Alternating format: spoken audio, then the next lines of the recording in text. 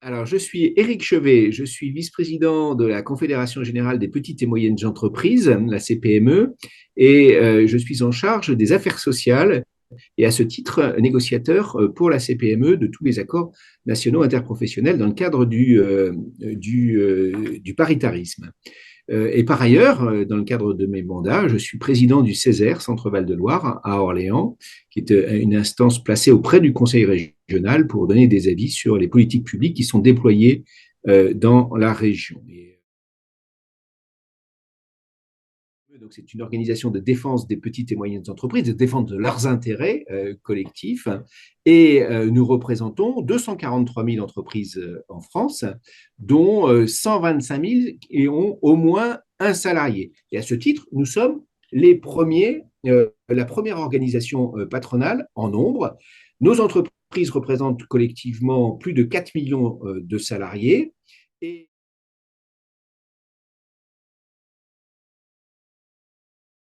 depuis 2017, il y a eu de nombreux textes de loi, au moins trois, qui concernent le sujet de la transition écologique à l'intérieur de l'entreprise, avec des réglementations qui se sont, alors en plus des réglementations européennes, qui sont venues s'accumuler sur le sujet. Et nous avons pensé, dans le cadre du dialogue social autonome, c'est-à-dire nous, les partenaires sociaux, quand nous réunissons les numéros un de nos organisations, nous décidons d'un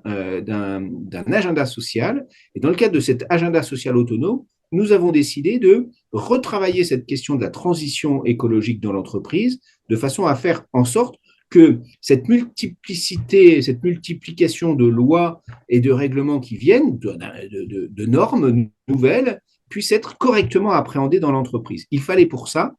que nous ayons une discussion en commun, non pas pour rajouter de la norme, mais bien au contraire, pour faire en sorte que la norme qui a été ajoutée ces dernières années, qui doit nous amener à intégrer le changement climatique, eh bien, puisse être correctement, dans le cadre du dialogue social, intégrée dans les entreprises. Alors, l'illustration concrète, c'est que tout au cours de l'année, qui est très, très descriptif, en fait, qui donne des pistes de travail et qui montre bien comment, à partir de repères juridiques, on peut avoir derrière aussi un suivi paritaire de ces repères juridiques. Et donc,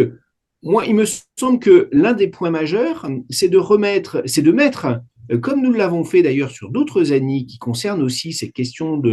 d'environnement de travail, que ce soit la santé au travail, les accidents professionnels, les maladies professionnelles, eh bien, c'est de mettre en place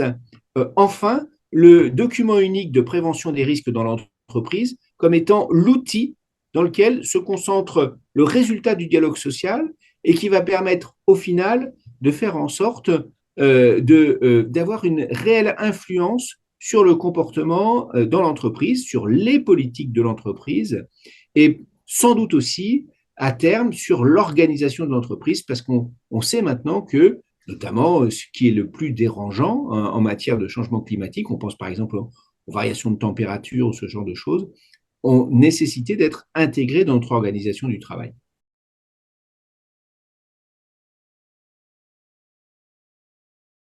L'idée, ce n'était pas de recréer de nouveaux outils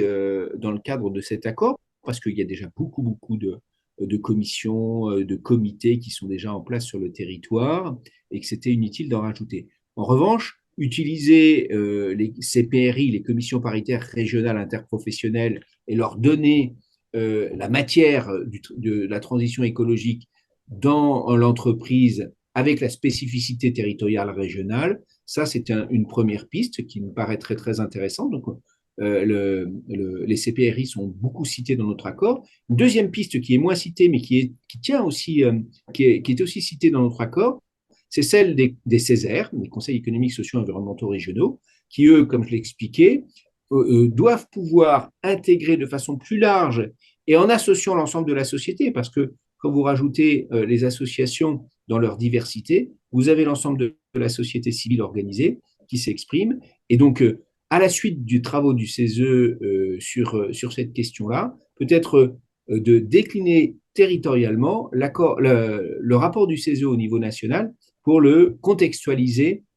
au territoire de chacun dans nos régions.